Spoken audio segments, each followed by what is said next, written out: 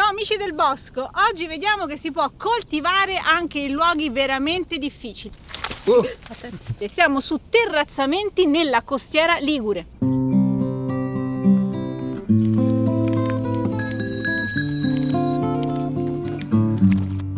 Questo è un bidente, in genovese la chiamiamo sappa burka. La nostra guida e coltivatore è Fabio Costantini, meglio conosciuto come Fashion Farmer. Ci vuole molto spirito di sacrificio, perché l'agricoltore, questo non è soltanto una questione ligure, si autosfrutta molto.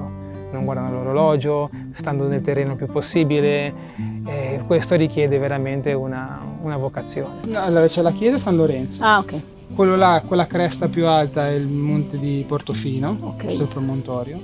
Quindi se non ci fosse quella collina di fronte, vedessi Santa Margherita Ligure, cioè il Golfo dei Tiguri.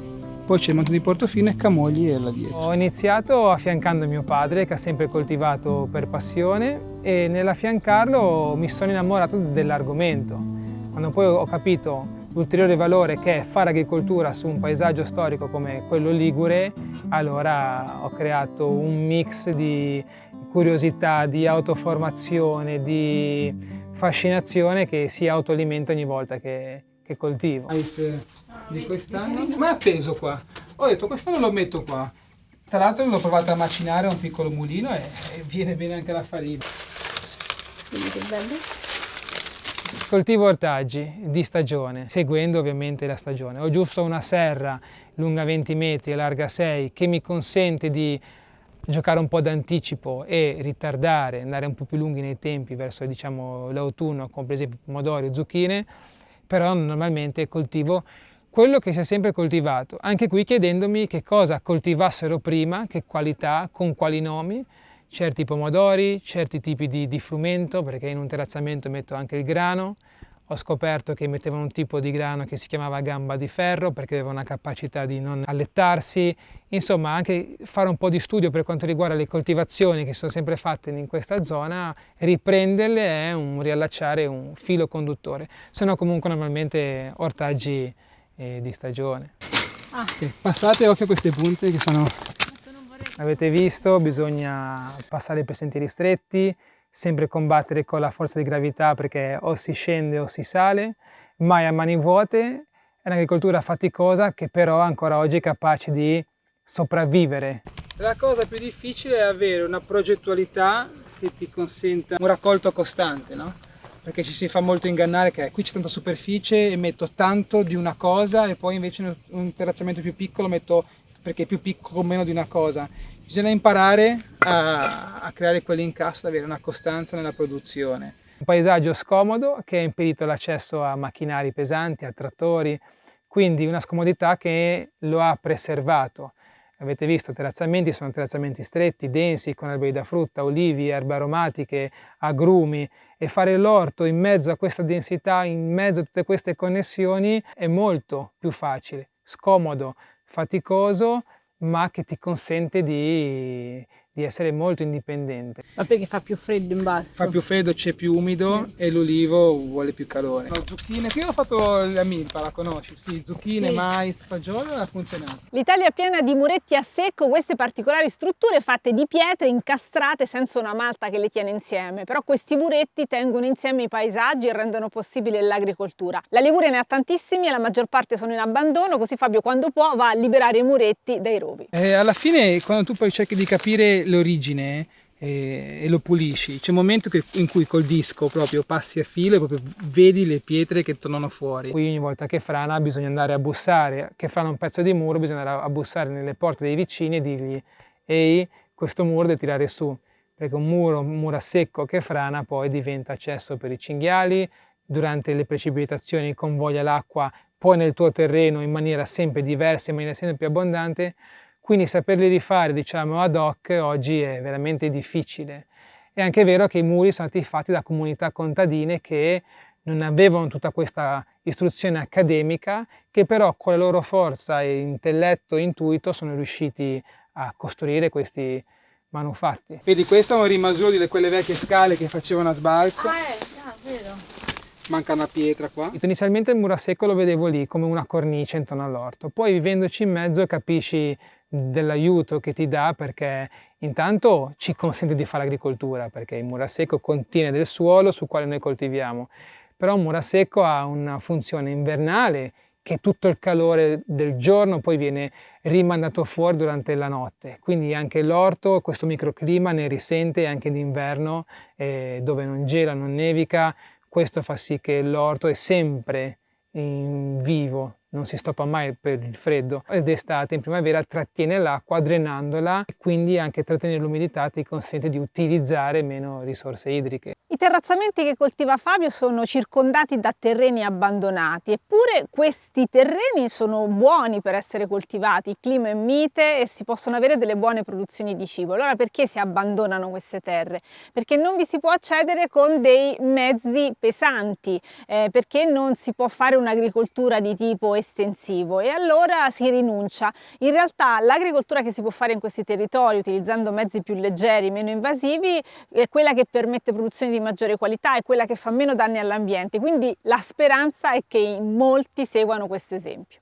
Allora vedi, anche gli alberi sono amarene, qualche ciliegio, tutte le prune sono tutte melette, anche qua sotto i pomodori sopra c'è un ciliegio, ci sono tutti alberi che fruttificano ancora, che io raccolgo i frutti di persone che l'hanno messi 50 anni, 60 anni fa. E la domanda è: io sto facendo lo stesso che hanno fatto questi? E le stesse persone che abbandonano, decidono che i propri terreni ormai si possono lasciare andare, sono comunque oggi anziane, ma le stesse persone che sono le ultime persone che hanno visto quei terreni ancora utilizzati o comunque tenuti bene. E quindi per me è difficile trovare una risposta. Ma come? Hai visto com'era e oggi non ti fa male tutto questo? Vedere questo abbandono, lasciarlo andare? Ed è un grosso peccato, perché questo è un paesaggio che potrebbe ancora essere molto utile alla comunità per produrre cibo e poi sotto il punto di vista ambientale. Sotto il tetto c'è quel C dipinto che è la M della Madonna, quindi contenuto storico, certo, simbolico. No? C'è una stalla bellissima dove ci ho messo gli animali un po'. Questa è una stalla praticamente ferma nel tempo, vedi, si vedono ancora tutte le pietre inclinate per lo scolo delle letame, è ferma qua. E rimetterci gli animali qua per me è stato come dire il mio sogno in realtà è metterci qui intorno una mucca di numero e sentire quel campanaggio. Di questa stalla ferma nel tempo che mi ha fatto vedere Fabio abbiamo trovato anche il bidente, detto anche Sappa burka in genovese. Cosa serviva? Spaccare grossolanamente la terra e affrantumarla, e poi qualche volta io lo utilizzo ancora per raccogliere le patate. Bella pesante. E poi qui c'è un tipo di calzatura dell'epoca. Questo è un casolare che è già segnalato sulle mappe dal 1820, quindi è probabile che fosse qui anche da prima, chissà. Questa è una parte che è la più pigra ogni volta. Eccoli! Ehi! Ne manca uno, come sempre, mi viene l'ansia che sia finito. Ho delle capre, ho 2 pecore, ho 2 asini, le galline, le api, e tutto è improntato a produzione lettame. Pulizia terreno e produzione di lettame. Non faccio latticini purtroppo, è una passione anche quella, che per me è un anello importante per cercare di chiudere quel famoso cerchio che è difficile chiudere, ma che ogni volta ci si aggiunge un pezzettino. Se vivete in territori simili o se volete trasferirvi in Liguria, ecco qualche consiglio da fashion farmer per coltivare territori scoscesi. E studiare bene prima di tutto il proprio contesto, fare un zoom out dall'alto per capire il nostro paesaggio, come i nostri terrazzamenti lavorano, anche sotto pressione, durante la siccità e durante le forti precipitazioni. Già lì ci dà 2 valori per capire il nostro suolo quanto è ancora fertile e quanto è in grado di sopportare, diciamo, gli eventi climatici estremi.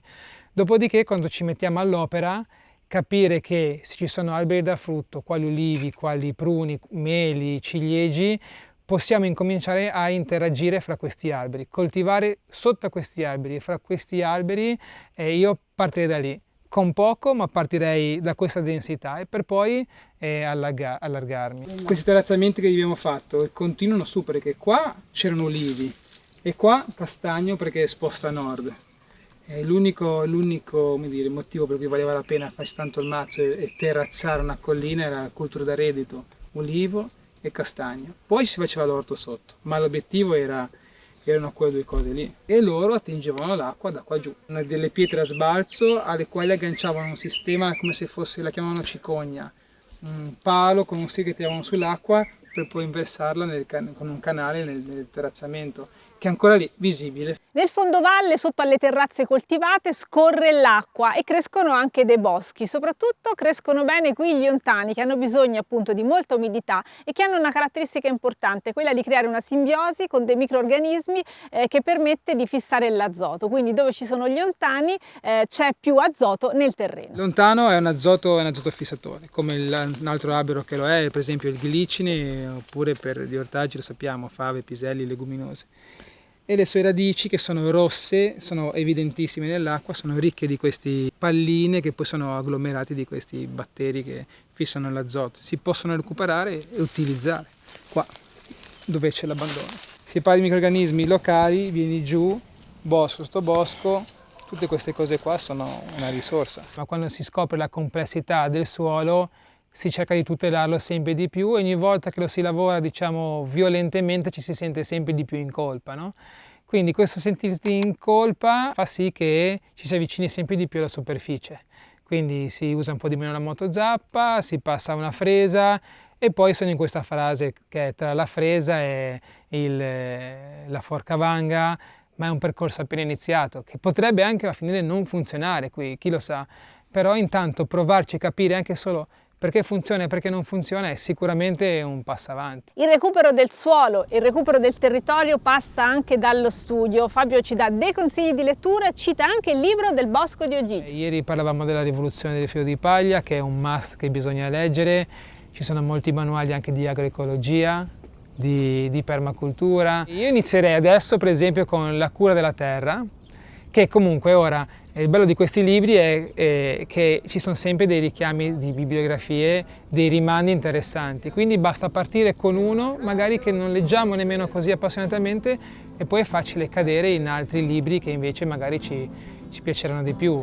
C'è Mangiare un atto agricolo di Wendelberry, ci sono libri anche soltanto sulla storia agraria italiana, ci fa rendere conto di quanto siamo soltanto l'ultimo anello di un processo storico. Grazie per essere arrivati fino a qui e grazie a Fabio che ci ha fatto fare questa bella esperienza in questo territorio particolare. Per sostenere il Bosco di Ogigia vi chiedo di mettere un bel like e se non l'avete ancora fatto iscrivetevi anche al canale e ci vediamo alla prossima avventura. Ciao! Dalla prova della vanga tutto dipende.